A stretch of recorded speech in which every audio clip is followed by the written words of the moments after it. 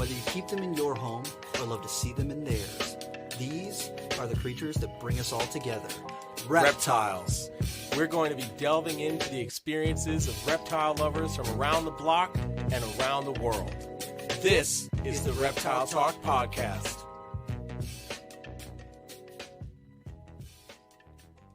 Boom. What is going on, everybody? This is Jeremy Turgeon from Brassman Reptiles. And I'm Rob, and I'm keeping it real. Hey, and this is our double header for the week. If you're watching on YouTube, I'm super stoked. So if you checked out yesterday's episode, we talked with Phil Goss from USARK and got an update on what's going on with Lacey Act amendments and all of that wonderful stuff. So please make sure you go check that out. If you're watching on audio only, that's episode 113. So please go check that out. Figure out how to get involved and how you can support USARK, because without them, this all goes away real freaking fast. Yes. So on a lighter note, hi, Rob. What's up? How you doing? I'm doing good, man. I've had a very productive day today. I'm feeling really good. My mind is firing on all cylinders, which hasn't been the case for quite some time. So I'm feeling pretty fucking good today. And then the backstage conversation I had right before you jumped on with tonight's guest just got me even more hyped. So I'm just stoked. I'm stoked about everything that is about to happen over the next hour and onward. Yeah, for real. This is an episode that I'm really looking forward to. This is someone who I respect a lot and who is like one of the OGs, one of the people who really helped set the stage for the reptile hobby and has done like so many different things. It's incredible. It really is. And before we bring him on, I have to give the intro story. So we got to meet Ron last Daytona. And I remember seeing his post about being there with a whole bunch of anoles. And I was like, yes. Oh man, I really want to see a lot of this, the proteor and all that stuff. I was like, I want to see all that stuff in person, and of course I want to meet Ron. Like, I'm very excited for this. There's a whole shit ton of people around his table, freaking stroking that ego, man, but but as people dispersed, he extended his hand over the table and was like, "Hey Jeremy, it's nice to meet you." And I was like, "Holy fuck, oh my god." Jesus Christ. And then he asked if you were there, and I was like, "Fuck yeah, he is. Hang on." Like a freaking 2-year-old, I'm running around like, Rob, where are you, Rob? I was like, nah, there's no way. It was just one of those moments. Like, I've only had these moments happen a handful of times. It's like people you truly look up to in the industry, and you look at everything that they've accomplished and realize that without pivotal people like this, we wouldn't be where we're at in herpetoculture, and that's just a fact. So without further ado, let's get the man in here himself so he can say that none of it's true. Pierre, dude. What's up, man? I swear to God, that was a good one. He's like, man. And scene. Yeah. What's up, dude? How are you doing tonight, man? I'm good, man. I'm good. I'm just I'm fucking tired. I'm building out systems and shit all day and running around like a crazy person this time of year. But yeah, no, everything's good, man. I'm excited about all the shit we're working on and just the hobby in general. It just keeps going in the right direction, I think. So it's all cool. That intro, though, you guys, that's way too much, man. Now that's too much pressure. Fuck you guys. No pressure at all, dude. No pressure at all. Right. When we posted that we were going to have you on, I had a few people reach out to me and they're like, "Bro, that is real." And they were like, "Can I send you some questions to ask?" And I was like, "Yeah, literally." It's true. I had Josh Ortiz reached out to me. He was sending me messages. Yeah. He was like, "I have questions for you to ask Ron. I'm very interested." He has my number. He can call me anytime. I think it's just based on some of the stuff that you've done over the years that isn't really talked about very much, and your success, especially when it comes to like keeping and breeding species like the tegus and stuff outdoors, and your successes with that. And I'm sure we'll dive into that a bit, but uh, we can, as we've said, there's a long-standing history for you in herpetoculture. So if we can give the abridged version, so you don't have to feel like you're repeating yourself. Yeah. But where was your start in herpetoculture, man? What started you getting into this crazy fucking world? I mean, it's just like everybody else that comes on these say, you know, they were a little kid, they were running around catching shit. For me, I grew up in Miami, so we had, my backyard was full of little lizards, and from the time I was old enough to walk, I was out there catching shit in my yard, you know, brown anoles and glass lizards and stuff. But I lived in the city, so you know, we had stuff, but it was all like non-native stuff. Even you know, we're talking about early 70s, so all that stuff was already there and everywhere. And then when I was 8 years old, my parents got tired of me chasing lizards around the trash cans in the backyard and took me to the pet store and bought me a quote iguana, but it was actually a night anole. And I have never been able to get out from under that fucking lizard since. Yep, I was just gonna say it's come full circle. That's animal, reptiles. That animal has, I mean, it, you know, so I kept it for a couple years, and I realized I could catch those in my neighborhood. So, you know, my scrappy little ass was out there on my bicycle, riding up and down the street, ripping them off of people's trees and getting yelled at by neighbors. And then when I was 15, I found out, I can sell them to wholesalers and trade them for shit that I want. It's like boas and tegus. And so I started doing that. And at some point, right around the time I was 16 or 17, I was making so much money doing this that I was like, why the fuck am I going to school that I absolutely hated? So I dropped out and I started doing it full time. I was a professional collector for a few years, for about 14 years, actually. Just invasive stuff. So I did night anoles, brown anoles, crested anoles. I found all the anole species that were introduced into Florida, into Miami, and iguanas and stuff like that. And I started catching it. I would sell them. I would pay my bills with it, but I'd also trade it for stuff. So the night anoles eventually in 1990 led me to the blood boas. So I ended up trading. I ended up trading night anoles for blood boas at a ratio of $5 a night anole for $50 a blood boa. And yeah, let that one marinate for all the boa guys out there. Yeah, actually, I don't even think it was $50. I think I paid $30 a piece for those. Damn. Like I found them in a shipment, so I just bought them as they were fancy, you know, boas. Yeah. So they charged like $5 more, and I was like, oh yeah, I'll take those. And and then, you know, 6 years later, I traded night anoles again for the original Motley boa to Strictly Reptiles. I gave him like 300 night anoles for that thing. You know, and then in 2013, the first albino night anole came up, and I was offered it, and then I told them to go fuck themselves. And then I thought I posted it on Facebook, and I got messages from like Philippe de Vogel and all these people like, hey, where is that? What the hell? Yeah. And you're like, oh crap, man. I just told this guy to... I just told, that's exactly what I did. I was like, fuck, people want this thing. And because I thought when I first saw it, I was like, nobody's going to want that. You know, it's a $5 lizard, whatever. Yeah. And then my inbox was literally full of a who's who of professional herpetoculturists and dealers saying, hey, I want that thing.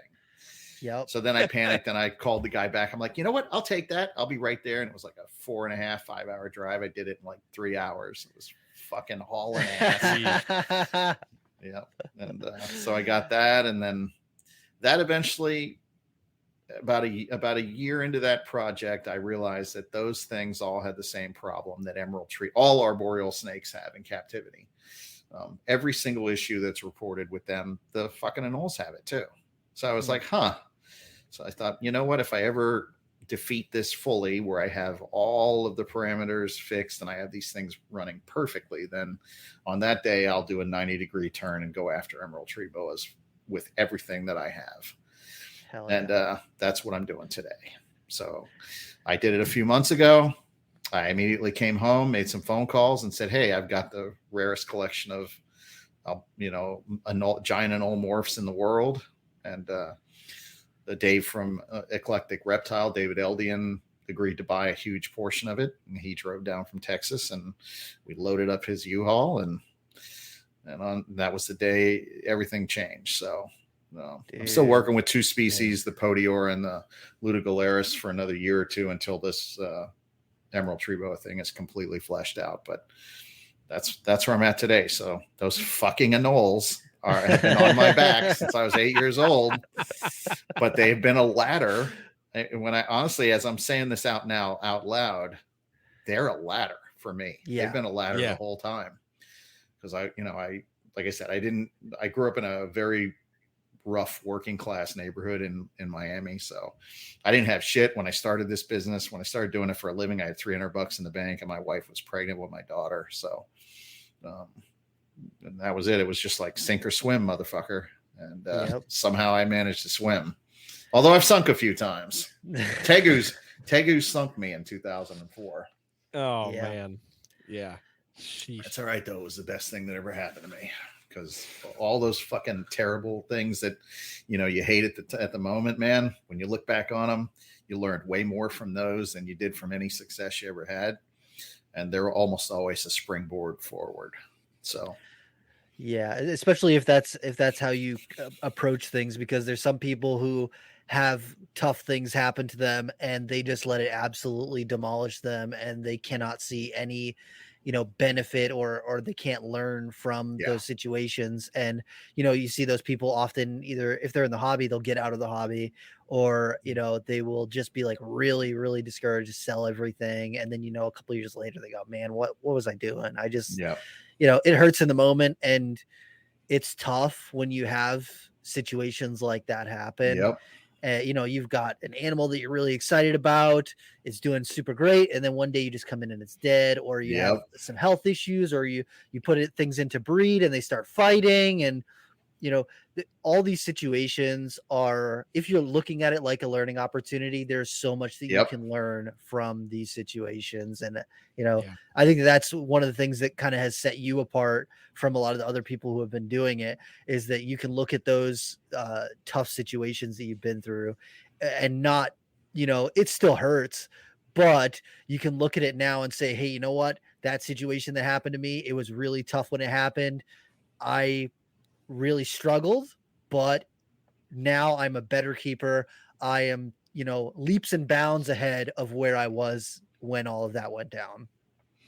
Yeah. I mean, even though I'm a high school dropout, I'm an autodidact. I mean, I fucking read constantly. That's what I do. I research shit. So for me, I mean, that perspective was not something that I had initially. I had to do the same thing everybody else did, but that Tegu experience actually forced me to I was like, okay, well, I'm either going to fucking, eat the floor here, or I'm going to figure out how I got here and do whatever I need to do to get to move forward. Yeah. And so I dove into philosophy. I read a lot of Plato and Alan Watts and all that kind of shit, stoicism and minimalism and all this stuff. And I learned a lot that really allowed me to, what philosophy does for you, really. A lot of people think it's horse, it's like bullshit. It's like one of those things, but actually it's like super fucking important, because if you can learn to change your perspective and interact with the world properly, and how to look at things and not, wallow in shit and feel like a victim, you really have to everybody has that power. You just have to learn how to apply it. So that's what it did for me anyway. And so I spent a lot of time reading stuff like that, and that helped. That really, that probably helped me in herpetoculture more than anything else. So I don't know. It is what it is, man. But go read some fucking philosophy, kiddies. Yeah, for real. You weren't expecting to get that on the Reptile podcast, but there it is. Right. Yeah, right. If that's not Ron's slogan on every table for a Reptile show here on out. For every purchase you make, you get a tiny quote from Plato. I don't know if you listen to Jason Hood, he thinks that my shit is chaos. He's like, that's the chaos guy, which is true. I mean, that's how I approach things. Chaos is important, man. You can't get away from it. So you got to learn how to fucking live with it. Embrace it and work with it. Yeah. Yeah. It's like floating in the ocean, man. Yep. So You can't don't- always swim against the Hell yeah, tide. Sometimes you just got to go with For it. sure. No, and that was my thing, man. That's how I got in the mess with the tegus. I knew that thing was failing for years before it totally collapsed, and I just could not. I was so fucking stubborn that I just could not accept it. I was gonna make that work. I had 250 adult tegus. They were eating me out of house and home. They were no longer producing because I was totally overwhelmed. And, I just kept pushing. I was keeping them all, healthy, but I wasn't pushing them like you need to push For them reproduction. Yeah. for reproduction.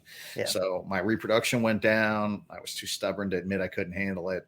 And then eventually I reached a point where I was losing my house because I was just constantly going backwards. So at that point I was like, fuck this, I'm out. And then I quit reptiles for an entire year. I took a year off. And it wasn't until Steve Moy showed up in my house about a year later. And he was like, dude, what the fuck you doing? You can't, you gotta, you can't keep doing this. You got to get off your ass and get back in. So that was another pivotal moment where, I took his advice and started and got back in and then rebuilt after that. So I've had my how do you feel that when you're approaching re-entering or rebuilding, what were some of the things that you looked at? Because you keep a lot of stuff outside, right? Yeah. So was that like you're like, I want to do like everything outside, or were you still looking at doing some stuff inside? Or I always do a mix of both. I mean, you can see there's some frogs behind me, and there's shit all over this house, and there's stuff out in the building. I mean, we have a 1,500 square foot building. So I always do a little bit of mix of both, but I prefer outdoors when I can pull it off, which outdoor keeping is a lot harder than indoor keeping, because you're totally outdoors. You're totally at the whims of the chaos of nature. yes. So it takes a long time to learn how to navigate that. And you really have to have an understanding of your local environment, like down to very finite details. Like you need to know what the animal species are relative. You need to know what the weather is like at all times of the year and spread out over long-term cycles, like 10-year cycles and 50-year cycles and shit like that. You got to know how to deal with natural disasters. We get run over by hurricanes all the fucking time here. So, and then there's a ton of other things. I didn't really realize, honestly, for me, it's totally autopilot. And I don't even think about it. But when Heather and I got together about 7 years ago, and she was primarily indoor keeper, primarily focused on bearded dragons for 16 years. And when we got together and I saw our indoor system, I'm like, we can do this way better outside. And she was nervous about it because the myths are, oh, you can't keep bearded dragons outside. Oh, you can't keep, especially in Florida, they're going to die from too much humidity. Yeah. Yeah. And I was like, don't worry, I've been breeding dragons outside in Florida. That bearded dragons, I've always maintained 30 bearded dragons since 1988, and they have funded every stupid thing I've ever attempted. So and they were always done outside, and they were done solely for wholesale market. I didn't like retailing them. But that paid all my bills and let me go off and do dumb shit like, tegu farming and crap like that. So, yeah. So when we got together, I was like, this will be much cooler. You'll get way more enjoyment out of this. Cause we can put them in huge enclosures and you can go out and sit with them and, and see all the range of activity and behaviors that you don't get to see in a small, enclosure indoors. So it took her it took her about 2 years to really grasp it. She was really nervous about it, but then she would point out like, oh, we have to go out and do this because this is going on, or, the weather, the air is stingy today. What do we have to do with that? And I just do this automatically I'll go outside in the morning and go without even thinking about it and feel sting and immediately go over to certain enclosures and manipulate the plastic that are on them in the winter.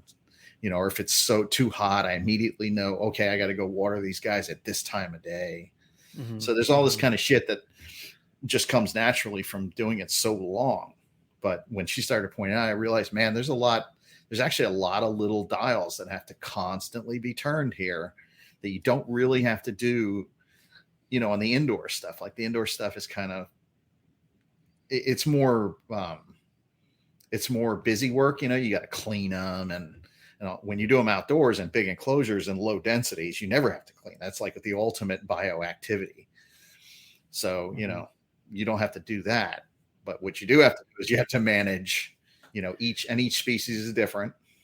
So how do you monitor for species that you do communally, like for bearded dragons and stuff, for territorialism, or if they start to go after one another? How do you handle that or monitor for that? So we generally walk the enclosures dozens of times a day. So we're always, one of us or both of us is, every hour or so we'll go out there and do a walk. And you notice pretty quick, if you see somebody sitting in a zone of weird the cage, spot, they're not, weird spot, or they're, lizards display it pretty, they have obvious signs for the most part. You can tell. So if somebody's not, aggressively feeding, you don't see them come running out, even if they're ones that tend to hide more often. If you don't see them out feeding often, see them for a couple days, there's probably some kind of suppression behavior occurring there. So then we'll make steps to remedy it. We have tons of cages all over the place that are able to, we can move stuff, or we're doing a lot of multi-species stuff too now that is working really good. More like a zoo kind of thought, where you have like species that inhabit a specific zone in the enclosure, and then then different ones, and kind of stack them up. Like we've got the anole enclosures have blue tongues in the bottom that live in the 4x8 bottom sections. And then midway up, we've got the twig anoles, which live kind of on the lower branches. And then up the strata, the higher part, the giant crown giants live up there. And it's worked really well because they all eat the same shit. And if the night anoles knock their fruit off the ledges, then the fruit hits the ground and the blue tongues come out and eat it. And it's like an ecosystem. Go figure. Yeah, exactly. That's exactly how it works. So it's actually turned out to be really cool, doing amazingly well. Like everything is that setup, and it's fairly new. I mean, I just started doing it about 6 months ago. But you go to a zoo and you look, and they've got like all these different things, and it's just a matter about, and fish guys wouldn't think twice about putting multiple species of the right things together. You just can't, you don't want to have a freaking not a feeding frenzy. You don't want to have like two super aggressive things that occur in the same zone. But you can do that, especially if you think about, the systems as being up and down rather than just, back and forth. We just went to the North Carolina Zoo, and in their Sonoran Desert area, or like their desert house, they had blue tongue skinks in with Ackies, and the Ackies were breeding while on display, and they had like a rock pile in there, so they had a gurnia in there too. And the first, like when I looked at it at first, I was like, oh man, that blue tongue's gonna grab somebody. And then like the blue tongue's got his little area where he hangs out. The Ackies are out doing their thing, trucking around. The Agurnia's hanging out inside the rock pile, and it's like everybody was just doing their thing. Like, oh, this works really well. I mean, I think the biggest misconception with herpetoculture is that we're all living in Plato's cave to some degree. You have this idea that things are the way they are, and that's just it. And you just accept it. And, and then when somebody goes outside the cave, then everybody in the cave gets pissed off and starts saying, no, you can't do that. You can't do that. It's kind of the same. It's kind of the same deal. I mean, we're like that, and we've gotten more like that as time goes on. So there's less people going out there and kind of pushing the envelope, which there's a lot of smart people out here. We should be way more advanced than we are today. And if I feel like we've kind of been locked into like early 2000s and haven't really progressed much until maybe just recently. I'm starting to see a little bit more, but there's a lot of inbox thinking, and there needs to be a lot more outbox thinking, because there's a lot of ways you can go with this. For real. And especially when right now we're seeing people starting to diversify their collections, because as the ball python craze was growing, people started getting rid of all their weird stuff. People started solely investing in ball pythons, and there were certain people who like used the ball pythons to fund some of their weird projects and stuff. But as a whole, the hobby kind of cut down on diversity I and remember. just started working with ball pythons. But now we're seeing a resurgence of people branching out. And when you look at how the hobby has changed, you go, okay, ball pythons go on this one cycle, but then you look at colubrids, who a lot of the US colubrids will double clutch, or they brumate for a quarter of the year. All of these things are very different, so you have to learn and diversify your knowledge to be able to be successful at these other things. And once you start looking outside of that box that ball python people, I don't want to blame everything on ball python people, but like as people are starting to branch out, like you have to look at things a little bit differently. And that has grown the naturalistic side of the hobby to be bigger. I mean, there used to be like what Cages by Design would have those big walk-in enclosures and stuff, but now it's much more commonplace. I would look at Cages by Design and I'm like, oh man, those are really cool, but $3,000 for an enclosure, I don't think I can wing that. But now more people are looking at reptiles as being like, I would like to have a large naturalistic enclosure, bioactive enclosures, paludariums, people working with a wider variety of species. And I'm trying to think, one of the things that working at Nerd taught me was that I always have to be thinking outside of what everyone's doing, because like just recently people have started to become successful with croc monitors, and there have been people in the past who have bred croc monitors, but then there was this big gap after the things changed gears in the hobby.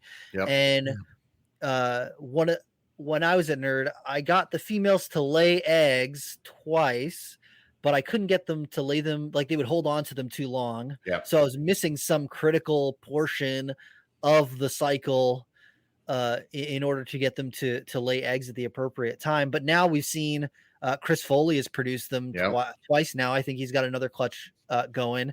And then there was another guy as well who just produced a clutch of croc monitors as well. So what you're saying basically is just what I'm tying back in here, is just that, as we're branching out and learning more, there's more diversification. There's more people willing to step outside of the, you breed it when it gets to 1,000 grams. You feed it every Wednesday on Wednesday at 4 p.m., And I think that is really interesting. And I think it's pretty cool because going from, when I was younger, I wasn't like super stringent about like, I got to feed everything every Wednesday, but I was definitely feeding things way more heavily than I do now. And I feel like that's another thing that the hobby in general has just been looking at, is feeding regimens and how we feed our animals, because like lizards, you do have to feed quite a bit more frequently, but with snakes, I think that they do much better on like sparingly feeding, even when it comes to breeding. Yeah, I mean, you just have to be careful you don't pull it back in the other direction too far. And I see some people taking away, humans, for whatever reason, we think that if a little is good, then a lot is better. Yes. And that's fucking totally not true. So it's, you have to find that fucking balance. And so I agree. Like when I did a lot of boas, I gave them like 5 or 6 months where they got no food at all. Yep. And I was producing them every year. I had no breaks. Like my boas produced every single season when I was doing them. And I basically would feed the hell out of them during X amount of months. And when I say feed the hell out of them, I would feed them appropriate size meals every 7 to 10 days. Yep. Then I would give them a long stretch where they had no food at all, or very, very randomly. If I saw if I saw they were cruising and clearly looking for food, then I would feed them. But otherwise, they got virtually nothing. Mm-hmm. They basically, I kept them in an unheated, unair conditioned room with the windows open in Miami. And I let them get down in the 50s at night during the winter time. I let them rocket up to 95 during the day ambience.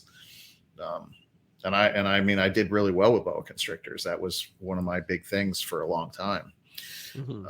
So, I mean, but you hear people now that, they have to be kept at 82, you have to do this and that. And I'm like, well, yeah, you can do that. But see, the one thing I have noticed, there's a big downside to climate control.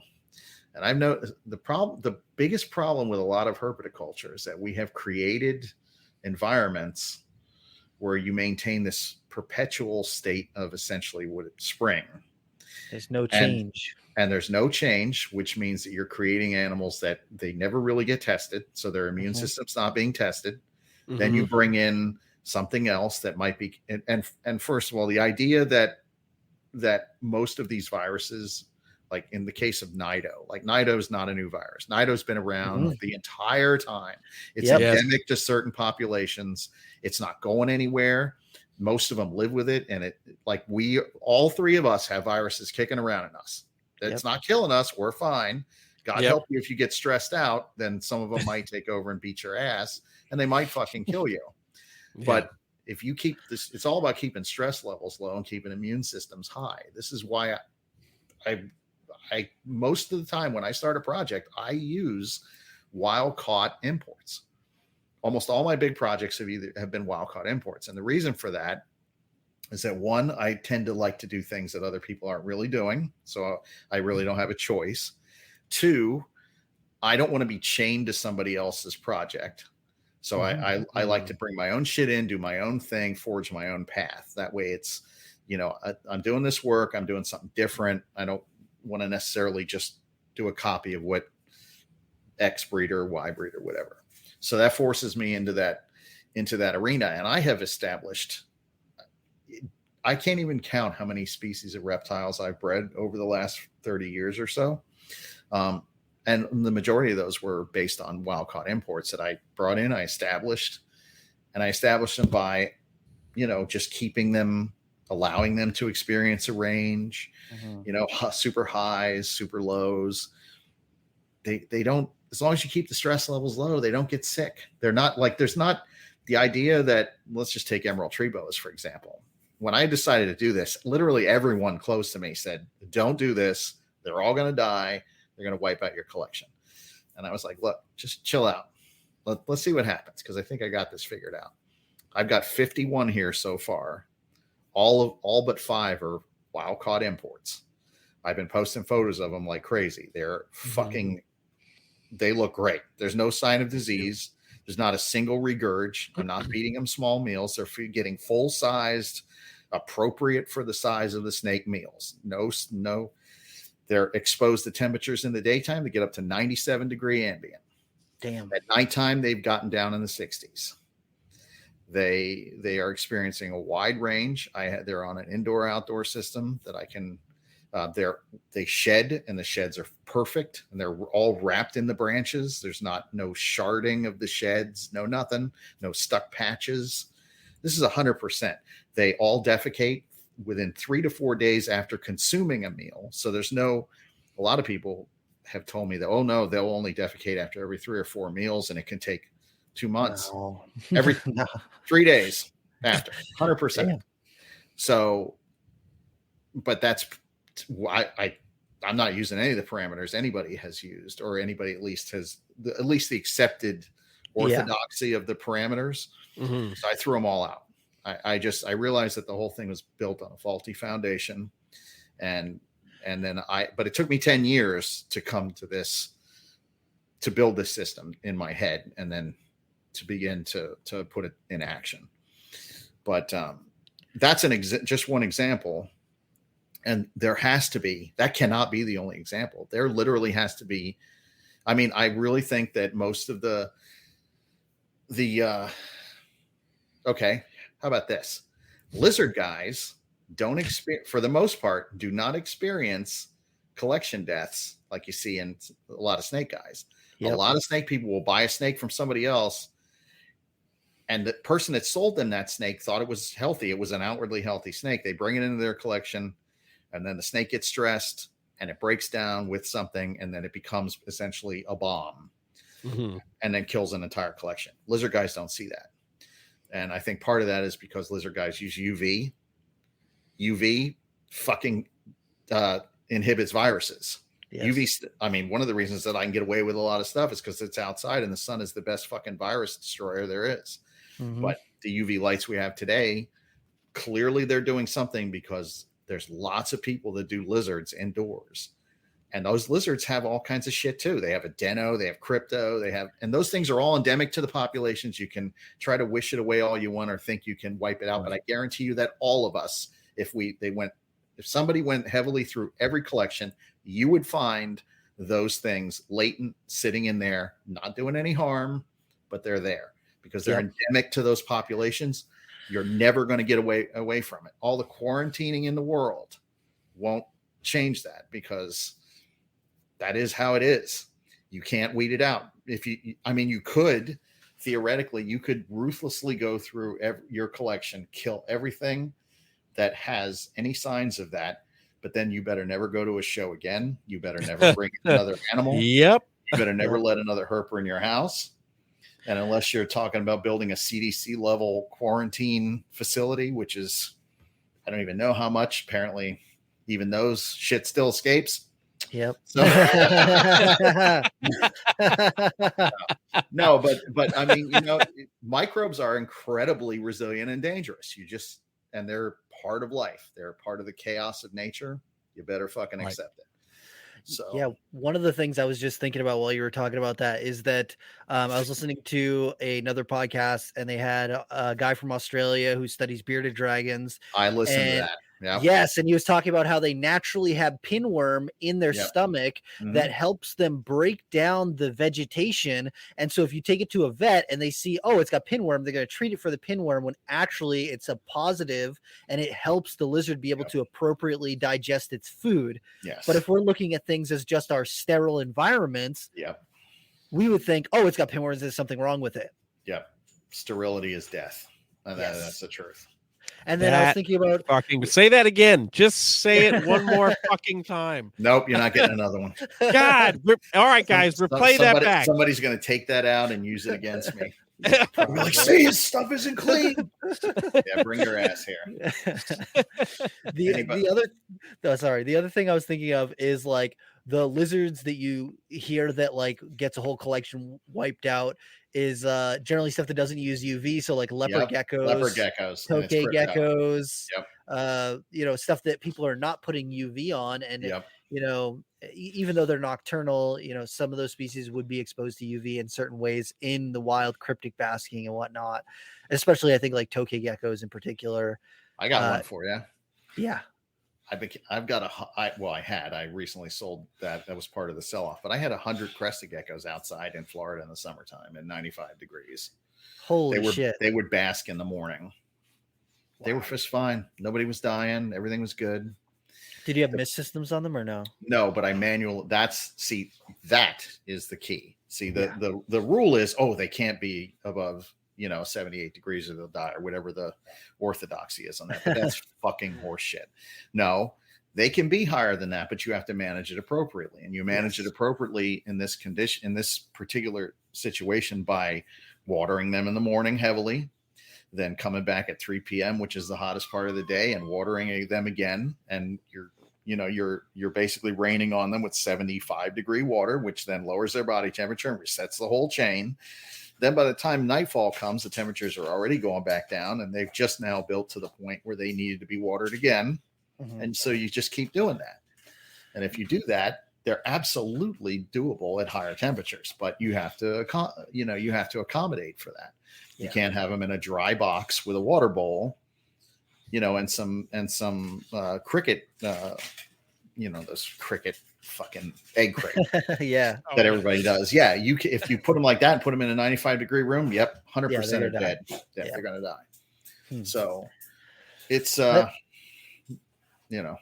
that's one of the things that no, it's all good. One of the things that I noticed when we went to Tom Crutchfield's place was that he had diamond pythons outside, and I was like, dude, fucking everyone talks about diamond pythons. You get them over 85 degrees and they just roll over. And he's like, oh no, he's like, I've gone out here and seen them sitting at 100 degrees, like body temp is sitting at 100 degrees, just sitting out in the open. But he has a system for cooling them down also, and areas where they can get cool inside of their enclosures as well. Yeah. Yeah. I mean, that's just it. You have to accommodate for all that. You got to take into all that. I just think, I mean, in my case, maybe I'm being a little, I mean, I've intentionally forced myself to learn all areas of herpetoculture. The only type of specific species that I haven't bred are any crocodilians, but I have on a small commercial scale bred, members of everything from, tree frogs and, all types of lizards and tons of snakes and tortoises and turtles. And each one of those things made me better at the entirety of it. And then I went out and learned aquaculture because I hit a point where I felt like I wasn't really learning much from herpetoculture at the time. It kind of, like I said, late 2000s, it kind of stagnated a little bit. And again, I think you're very accurate in that it was the ball python, everybody was suddenly making money, and everybody was doing well. And, so you can't really fault anybody for jumping into that. But I mean, that did kind of cause stagnation for a little while because there's only ball pythons, we as an industry spent an enormous amount of money working out every last detail of those things. Like we have plug and play systems that you can buy and have shipped to your house and literally plug them in, add snake, add food, add water, and profit, or at least get babies. I mean, even little kids can do it. Yep. So, I mean, it's true of other things too. I mean, it's true of crested geckos. It's true of leopard geckos. Bearded dragons, they fall kind of outside of that because they're easy to breed. But try to get babies to market to the pet store. That's a whole different ball of shit. And it took me 20 years to develop a really good system for them. And so from 1988 to 2013 to 2010. So I had nips like everybody else. And in 2010, I figured out, I thought I was just going along. Everybody else, if you feed them, it's because you're not feeding them. That's why they nip. And one day it just occurred to me, that's not at all what it is. That nipping is a nervous behavior. And it's because they're semi-arboreal and everybody keeps them on the fucking ground and gives them a little rock to sit on. And if you give them the ability for every baby in the enclosure to have its own, it takes about 5 or 6 individual little branches for each animal that's in the enclosure. But if you give them that ability, the nips are gone. You'll never see it again. And so that was a huge step forward for me of being able to get them to market without them being, without having, a few hundred every year that were basically unsellable that I just had to give away to people. So bearded dragons are tough. They are, that's what you're just saying right there. It makes you think of like naturally they've been documented around like spinifex bushes, and you think, okay, if they're laying the eggs under the spinifex bush, where are the babies going to be hanging out? Where are all the insects that they're going to be able to eat? Dude, you know how I came to that realization? I swear to God, it's the dumbest fucking story. But I was sitting on the shitter, and my ex-wife had a travel magazine next to it, and I forgot my phone. So I pick up this travel magazine and I'm fucking, thumbing through it. And there's a picture of a cattle ranch, a fence around a cattle ranch in Australia. And at the base of it was a bunch of weeds and there were baby bearded dragons sitting on it. And I was like, motherfucker, that's exactly what it is. Damn. And that was like one of those eureka moments. So it always happens in the toilet or in the shower. Right? Yep. Creativity in all senses. The bathroom. There you go. It shows you how much I don't give a fuck because I tell that story. Oh gosh, I love it though. I fucking love it. Yeah, dude, that's crazy. One thing I wanted to ask you about too is like nesting when it comes to a lot of the stuff that you've worked with. Are you more of a fan of like nesting boxes, or you prefer like the just like open nesting inside the enclosure? Depends on the species. For a lot of varanids are termite nesters, so the box is better, especially if you do it properly. A lot of people don't really understand it. So you see these guys like they know that you use the yellow lid box, Yep, with the hole cut in the top, but they put the box and then they only fill it up about halfway and they create just a hide box instead of a termite mound. You know, you really have to fill it over the thing and then force the lid down, and they should have to dig into the box to get in. That's a proper termite nest. The other thing is just a fucking fancy hide box with a lot of substrate. That's all it is. And so that inhibits varana, especially lace monitors. They just look at you like, fuck you, I'm not using that. Yeah, I heard you need to like pack it down too, so it's a little bit tougher than just like loose soil. Yeah, you actually overfill the box, you know, and then you have to take the lid and force it down. So the lid should actually be bowed. And with just the, you know, with actually some substrate actually poking out of the top of the hole that you cut in it for them to burrow into. That works every time, works for Ackies, works. So you can, you know, one of the big problems with varanids in particular is a lot of people give them, you know, like whole, like 3 foot deep substrate throughout an entire enclosure. And that works. But God help you if you don't know exactly where they laid their eggs. Yep. And you have to do it in 100-degree temperature, you know? I did that once or twice, and I was like, fuck this. I'm finding another way, or I'm getting rid of these things. Yeah, that was one of the jobs I had at Nerd, was checking on females who were getting close to laying eggs, and just make sure that you know which hole, because they'll dig 3 or 4 test holes before they pick the one that they want.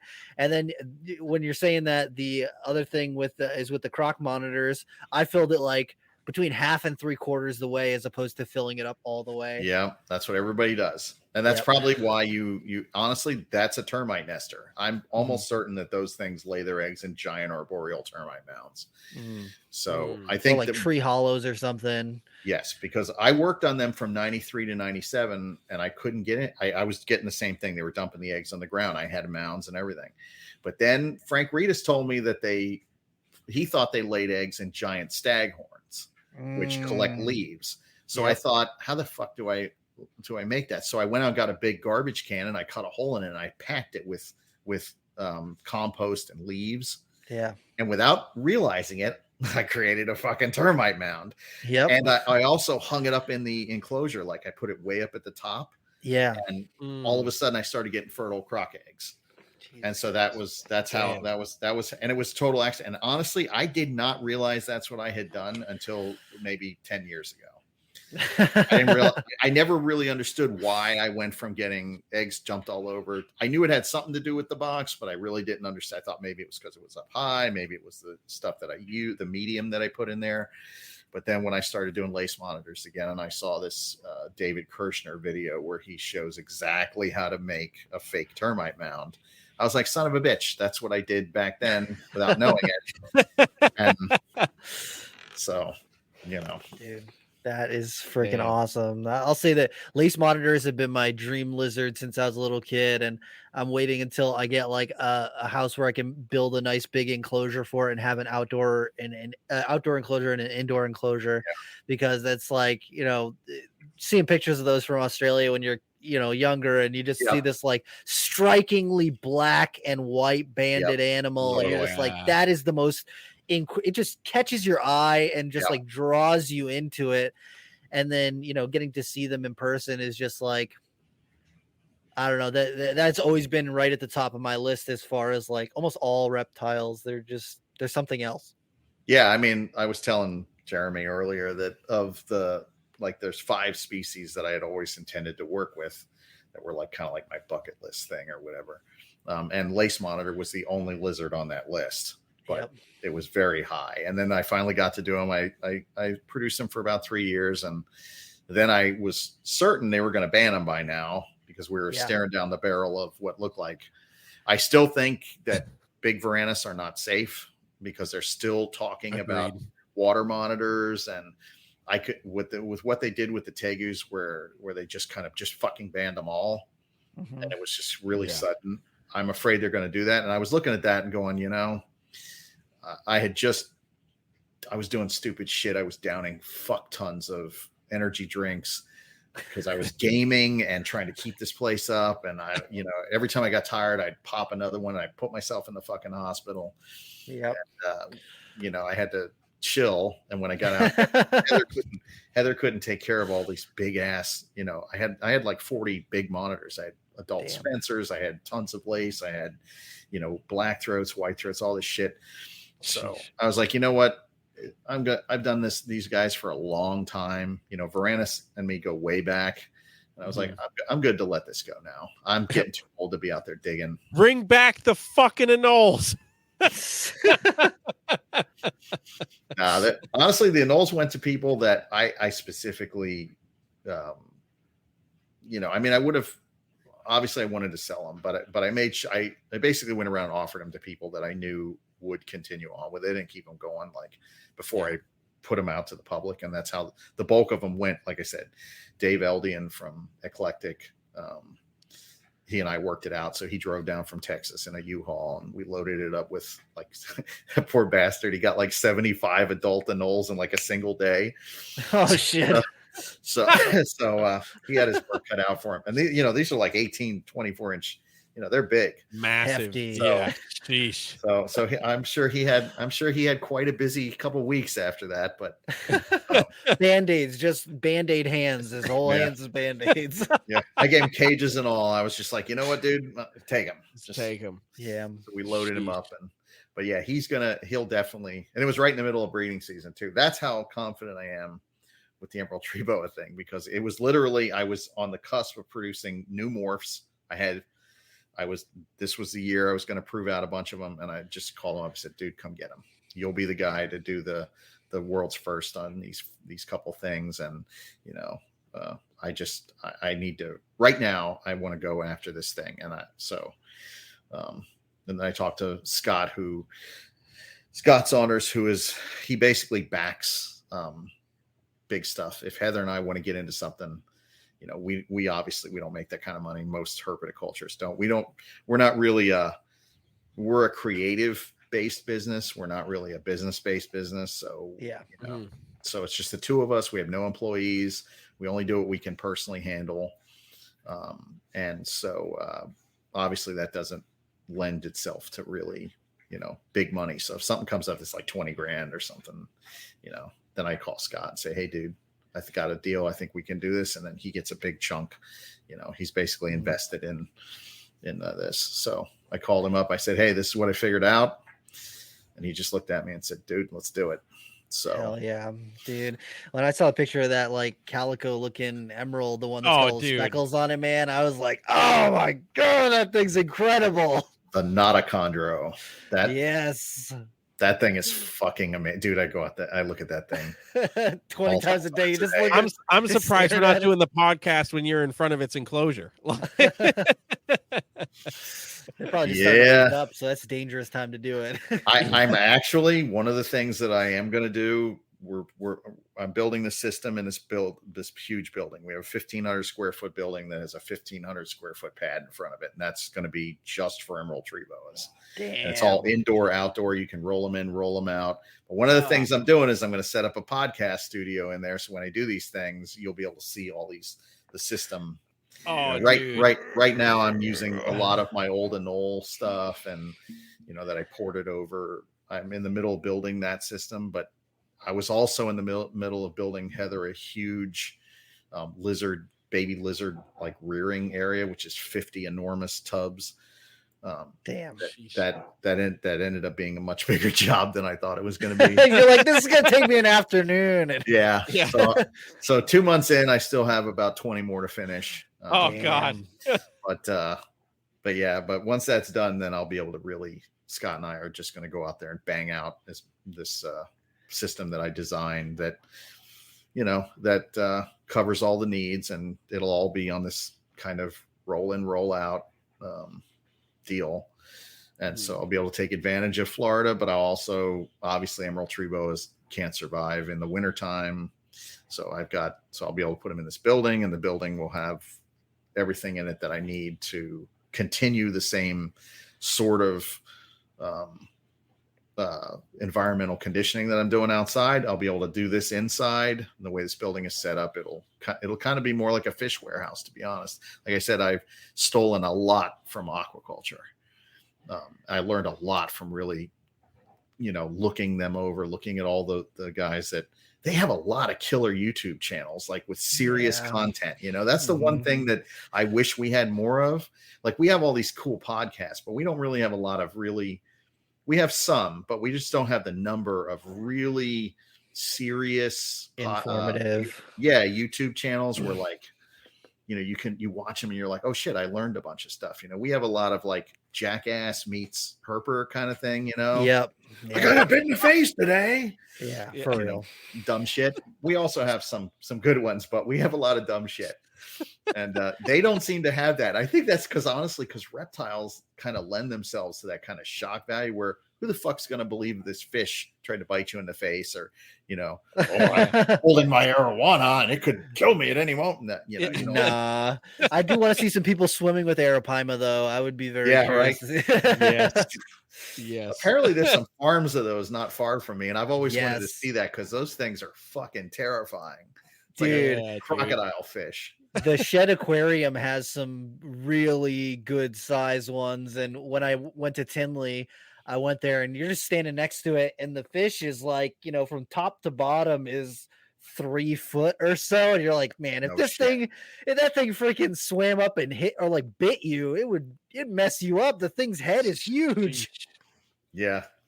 I recently saw some guy that got hit in the head by one. I don't know if you saw that video. Knocked out. Yeah. Knocked out. Yep. Oh, damn. Like, that's the dumbest. I would have never done that. Yeah. There's no fucking way I'm going. I mean, Oh, I don't know. But yeah, that was, I don't know. There's a lot of good shit. Anyway, I don't want to, anything negative that I've said. I'm not exactly, I'm very much not negative about the hobby. I love this hobby. I love everybody in it. I think we're, it's just, there are things that we could improve on, Yes, absolutely. Yeah. And like you were saying with the fish hobby, it's very like information based. Like I listened to this podcast called the Aquarius Podcast where they have people on and they talk about different aspects of aquaculture and all this. Yep. It's just very informative. And like I don't have fish and like I'm only casually interested in fish, but still the information that you get from that sort of thing is really, really interesting, and it can carry over. Yes. One of the things that I brought up on this podcast a bunch of times is that he had an episode on there where he had an old school guy come on, and he talks about taxonomy and the way that fish taxonomy works and how they group species of fish. He's talking about all these fish that come from places like Lake Tanganyika, and they all look almost identical. But what they would do is the males are very noticeably different for each species. And so they'll follow a male, see which female he goes up to and breeds with. They'll collect that female and wait for the male to go and breed with several different females. And then they'll collect the male. And they're saying the male will pick out the appropriate female for that same species 100% of the time out in the wild. But if they take a male and put him into captivity and put him with in like a large pool and put him with females of his species and females of another species, he'll only breed with his species. But if he's isolated with females of a different species, then they'll breed. Yeah. And so, he's like, to us, they all look the same. Like when he's like, if you saw 10 different species of these females, they all look identical to us, but the fish can tell apart. Yeah, they know which one is their species and which one of them isn't. And it's like the green tree python thing where people are like, oh, green tree pythons are green tree pythons. It's just a thing. And you're looking at a biak that's like the size of a Coke can and like, 5-6 foot long. And then you're looking at an aru, a 10-year-old aru, and the thing's like the size of a baby. A yearling corn snake. And they're like, oh yeah, that's the same thing. Like, yeah. But to us, we look at it like, previously we're like, oh, it's a green snake that sits on a stick, so it's the same thing as the other green snake that sits on a stick. And we don't take into consideration, or we have not previously taken into consideration how these things might actually be very different, and just because it looks similar to us does not mean that it is the same exact thing. Yeah, I'm sure that's probably true of emerald tree boas as well, because if I look through these shipments that I get in, there are some differences. I mean, they're minor, but maybe they're not as minor as I think they are. But I mean, that you can tell, like some of them have much longer snouts. I was just gonna say that the long snouts with the angled nose. Yeah. Yep. And that's just out of Guyana shipments, or I've got both Guyanas and Suriname. So, but you have to wonder. You don't really know where those were collected, even with the chondro shit. Your information is only good as what you can get. You never can really be sure unless you Unless went you over there collected yourself them. and Yep. ripped them off Yep. the island and brought them over. So you're kind of at the mercy of a lot of different factors. And I've been in this long enough to know motherfuckers lie. Period. They'll All say the whatever fucking they need to time say to get If- that extra $10. Right. If something's Yep. hot right now, people are, oh, you want this specific thing? Guess what? I got them right here. Yep. I don't know where they came from, but I got them. That's it. I got them. Don't worry about it. Yeah. Don't worry. You want them? Like, Yeah. So I really don't put too much stock in that stuff. And that's one of the things that's kind of kept me away from locale stuff because I just don't trust any of it. I mean, I know people do their best to trace lineages and shit, but you're always at the mercy of the source. Yes. And Yeah. that source is at the mercy of their source. And you know what I'm saying? So Yeah, and if I've if that person who's collecting in the wild, if they say, "Oh, if I say that it's this other locality and I get an extra $10, yeah, it's that locality." yeah. I mean, it applies to breeders as well. You know, people, there's been plenty of times where people have just said whatever the fuck they wanted to do to, Yep. you know, sold hybrids as pures. And, you know, it's just the nature of people doing stuff. So I try not to put, you know, a terrible amount of stock in that. But, you know, it's all cool. I mean, I dig all that shit. I like going to shows and seeing, you know, very specific, somebody worked on some specific locale and, you know, kept it pure as best they could and did stuff with it. As far as I'm concerned, that's pure. That's purity, you know, whatever. That's about as good as you're going to get. As good as you can get. Exactly. Yeah. Yeah. Right. Yeah. But yeah, I have to wonder. I mean, I've always thought that with boa constrictors back when I used to go through boa shipments from different countries. I mean, my original blood boas were from El Salvador and they never got bigger than a medium-sized Brazilian rainbow boa. They were like 4 feet long max, and they were very thin. They were totally different, but you know, they were imperators. They were the same as, you know, everything else, but clearly those Central American boas are they're probably all different. I mean, I'm sure one day somebody will, a taxonomist will go in there and really dig into that. Down. Yeah, tegus too. I mean, I've gotten photos over the years from people all over South America of some fucking crazy tegus. Like there are some of those things I think are probably undescribed, like purple and yellow ones and just crazy shit. Yeah, I wish I still had all that shit. I used to have it sitting on a hard drive that ended up eating it, but back in the like early 2000s, late 90s, people would send me photos, email me photos from different places in South America with crazy tegus. So there's probably a lot of different species out there.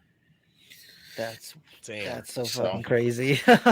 Yeah, I think all those species with large ranges probably are not all the same. Like, you know, they just, nobody's gotten in there really and ripped them apart to really look at what they're made of and stuff like that. So I know we said it on the other podcast, but scrub pythons. Yeah, for sure. Yeah, I remember when I used to go through shipments of those, and there was a lot of them coming in. I had an interest in them at one time. That was something I was gonna. I like anything that'll sit in a fucking tree and kind of coil up. If it lives in a tree, man, I'm all about that. Yeah. So I really like that because it's a giant snake. It's not really a giant snake, and you know, they'll bite you in the face. I kind of respect that. Anything that'll you have to respect it. They give me respect. You have to, yeah. What's up, guys? This is Jeremy Turgeon. Thank you so much for listening to this episode. We had a great time talking with Ron St. Pierre. We did decide to turn this into a two-parter, so you know what that means. If you want to catch the second half, you got to wait until next week. In the meantime, we definitely want to give a shout-out to our show sponsor, Black Box Cages. Make sure you go check them out at blackboxcages.com and get yourself a new cage because everybody needs a new cage for something, right? Until next week, guys, thank you so much for listening to Reptile Talk.